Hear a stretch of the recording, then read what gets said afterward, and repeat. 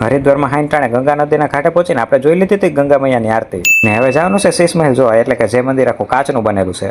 હાલો તો આપણી ફેવરિટ ઘરમાં હવા છ જેવું થઈ ગયું છે ને વેલા ઉઠીને હોટલની ગેલેરીમાં આટા મારતા મારતા આપણે કરી નાખ્યા છે ગંગા નદીના દર્શન. ગંગા મૈયાને જોઈને હવે જવાનું છે તૈયાર થવા.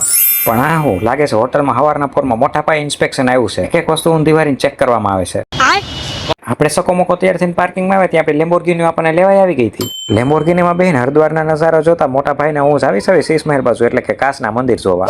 ફાઇનલી પૂગી ગયા હવે શીશ મહેલના ગેટની બહાર. શીશ મહેલની અંદર એન્ટ્રી કરતા તમને બધી દિવાલો કાચની જ દેખાશે. નાના કાચના ટુકડા ભેગા કરીને આવું બધું બનાવેલું છે. ભગવાનની મૂર્તિ તો સામેથી જુઓ તો એક દેખાય ને ડાબી બાજુ જુઓ તો પાછો સેંકડો મૂર્તિ દેખાય. क्या बात कर रहे हैं? રાધા કૃષ્ણની મૂર્તિ સામેથી જુઓ તો એક દેખાય ને ડાબી બાજુ ને જમણી બાજુ ડોકું કરીને જુઓ તો સેંકડો મૂર્તિ દેખાય. ગોઠવણી પણ જબરી કરી છે હો. દિવાલમાં શ્રી કૃષ્ણ અને અર્જુનનો રથ કાચના ઝીણા ટુકડાઓથી બનાવેલો છે. ખાલી દિવાલો અને મૂર્તિની ક્યાં વાત કરવી, છતમાં નાના નાના કાચના ટુકડા લગે નાખી છત કાચની બનાવી છે. મારા જેવા માણસોને અરીસામાં વેસ હોય તો બધી દિવાલોમાં અરીસાઈ રાખેલા છે. આ ટીમને ક્યારની ફોટોગ્રાફી કરવી પણ મેળ નથી પડતો. જોઈ લો શ્રી કૃષ્ણ અને અર્જુનનો કાચનો રથ. શીશ મહેલ એટલે કે કાચનું મંદિર જોઈને હવે આપણે જવાનું છે હરિદ્વારનું ઇન્ડિયા ટેમ્પલ જોવા. તો હરિદ્વારના આવા નવા લોક જોવા તમે ફોલો તો કરતા જાઓ.